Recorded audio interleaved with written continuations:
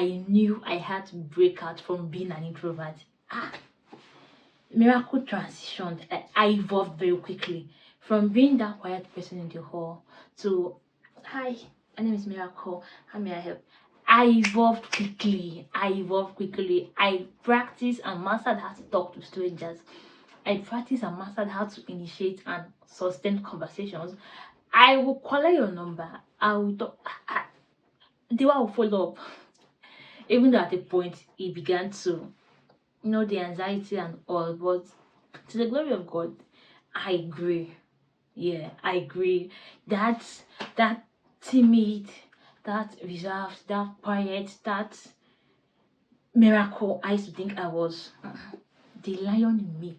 When they say you are as bold as a lion, the lion in me, I was.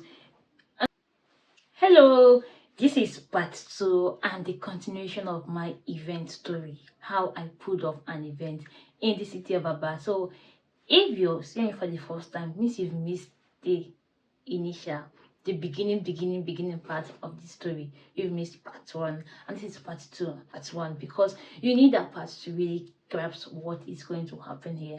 I do hope this blesses you. Stay with me. Remember, we had a budget of 215,000 naira, so I started running with it. I began publicity. I have basic graphic design skills. Yes, I have basic graphic design skills. So I made an official announcement flyer. Remember, I told you I already conceived a date, and that's the 7th of April 2026. So we began pushing. I began pushing. I started making publicity. I designed flyers. I designed a flyer announcing the event, and people were really excited. People were very happy. Don't always celebrate when people are excited about a plan, because that excitement does not always mean that they are going to show their support. They're just excited for your next big move. I began publicity. I posted videos regarding the events. I started by talking about the struggles being something in Aba and all. I called for volunteers. And people actually responded. It took like 3 to 5 days for people to eventually respond. People responded. They said they will help me with content writing. Some said they will help with graphic design. Some said they will help. People decided to volunteer in different areas, and I'm really grateful that they thought of the possibility, they thought of my vision and thought it wise to support and be a part of my big vision, even though they did not eventually support, but the thoughtfulness to join my volunteers group, I really appreciate it. So if you're part of the volunteers for this event, even though we know that it didn't eventually go as planned, but I still appreciate you. I love you from my heart, and I bless you with the blessing of the Lord. May the Lord help you. When you call for one, God will send you 1,000. When you call one, 1,000,000 people will respond to you. Say amen. I'm praying for you from my heart. The fact that I called for volunteers and even strangers volunteered to be a part of my vision. You don't know, but it quickened my faith. It strengthened my. I felt really encouraged. Because at a point, that idea was trying to overwhelm me. I must be honest, because I was doing the graphics, I was doing everything.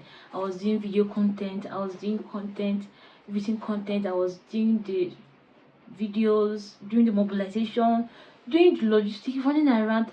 My brain wanted to blow, like literally my brain wanted to blow. It was really exhausting. So, but I thought that when I got volunteers, that I've actually found help. But it's all good. I actually found help, but let's keep that part of the story for another day. So I got the volunteers and people were willing to work with me. We started on a good note. Along the line, I don't know what happened, but even as they convened, I lost faith in my own project. I stopped talking about it. I was tired, I was discouraged, and we're having issues with our venue that we're trying to get, and everything was not going as planned. So I left sick, so I don't even blame my volunteers. I don't blame myself either. But I had to pause every other thing to focus on this event. Literally, I stopped going live, I stopped writing because I was reading books every week. I stopped writing, I stopped publishing, I stopped offering my book editing services, I stopped talking about my brand, I stopped going live, authors podcast was stopped, almost everything was. I needed to focus. My brain needed to focus on thinking about one thing. Before before literally opens to scream and say, "Miracle, you were stressing me." So that was how I had to pause everything to focus on that project because it was a big project. It was a major project for me. I've not had to think of a project in 800,000 naira before. I've not had to think of it. So it was kind of overwhelming. It was kind of overwhelming, but it did not overwhelm me because I'm here to share my story. So I devised another technique. I started attending physical events long before my events. Not as though I don't attend physical events, but I was not very intentional with it. I was not really intentional. I attended the days I felt like, the ones I felt were impacting me, the ones I felt were designed for me. But see, that season, every noise, every gathering, every circle, you find miracle. Because I was no longer attending as an attendee, I was attending as an upcoming event host. So I needed to see what actually happens behind the scene. I needed to understand what goes into planning of events. I needed to know what happened during the events. Did they come? Did they sing praise and worship? Did they pray? How, the order of program. I needed to look beyond being an attendee. That was how I traveled from here to Port Harcourt to attend an event. I attended Taylor's conference about creative hangar. Anything, as long as people are going to gather, I will gather. And two things I was doing. I was attending as an upcoming event host to see, observe, and all. I was also attending to use it as a medium to talk to other people about my event. I began cold marketing. I'll just tell people, I'm hosting an event, I'm talking about it, will you come? And guess what? My event was not free, and that was, I don't know, maybe because I was not very bold about it. I was not very confident about it. I was not very sure about it. So it affected the way I presented it. It affected the way I spoke about it. It affected the way I told people about it. Maybe that's why the outcome was eventually how it was. But before we get to the final outcome, let's continue. Follow my story. So I attended a lot of conferences, and during those periods, I was beginning to stretch my mind, beginning to prepare my mind for the worst while expecting the best. Get the twist. I prepared my mind for the worst while expecting the best, because if there's something I know I don't have to a great extent, it's mental toughness. I can easily break down and cry. I can easily break down in tears. But I said, this is not a season to be breaking down. This is a season to be strong. This is a season to go all out. It's a season to die for the cause of this event. So I was willing to go all out. So I began to attend physical events, began talking to people about my event, began doing so many things that naturally I wouldn't do. It was that season that I knew I had to break out from being an introvert. Miracle transitioned. I evolved very quickly from being that quiet person in the hall to, hi, my name is Miracle, how may I help? I evolved quickly. I practiced and mastered how to talk to strangers. I practiced and mastered how to initiate and sustain conversations. I will call your number. I will talk. The one will follow up. Even though at a point it began to, the anxiety and all, but to the glory of God, I agree. Yeah, I agree. That timid, that reserved, that quiet, that miracle I used to think I was. The lion in me. When they say you as bold as a lion, the lion in me, I was. I know what greatly affected the overall outcome was that I was not very confident on what I was doing. I was just saying, let's just do this. Let's just, when you're trying to do a try, you lock stuff. But the next event I'm going to hold, I'm going to hold the bull by the horn. I'm going to believe in it like I believe in myself. So if you're looking forward to host an event, this is a mistake you should not make. Don't lose faith in what you're trying to do, because if you don't believe in it yourself, it will be difficult to bring others to believe in it.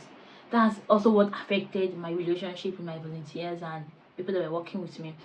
I was not so sure about it. I needed an external force. I needed external forces to convince me that I was actually making an audacious move. So as long as it's something you've not done before, as long as it's something, don't be discouraged. Just push it with everything. Believe in it like you know your name. Believe in it like you believe in Jesus. Oh, okay, let's take it easy. I began reaching out to people, telling them about my event. When I see people on the road, I'll tell them, I'm hosting an event though. I would just say it casually. I was saying it to get your attention to what I'm doing. I was saying it to maybe get your support, because I needed support. I needed support, I needed sponsorship. God.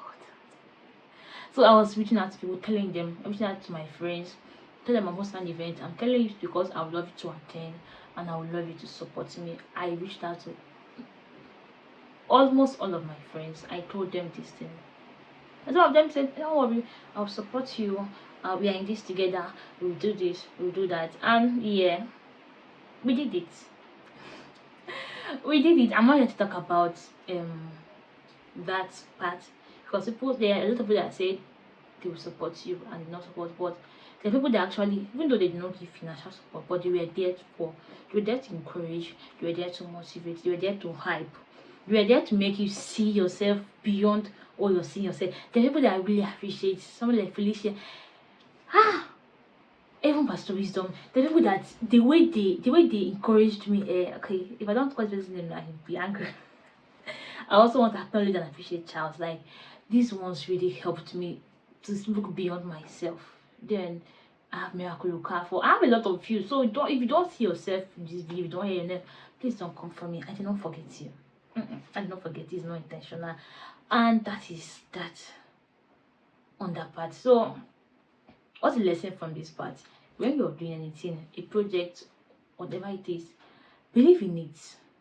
Believe in it. Take the bull by the horn. Call or out.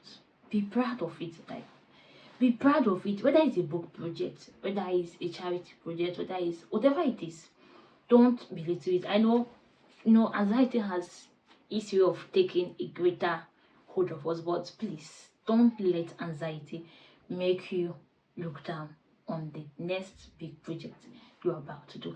Talk about it like you're proud of it. Thanks so much for watching this episode. Let's do part 3 together. Bye.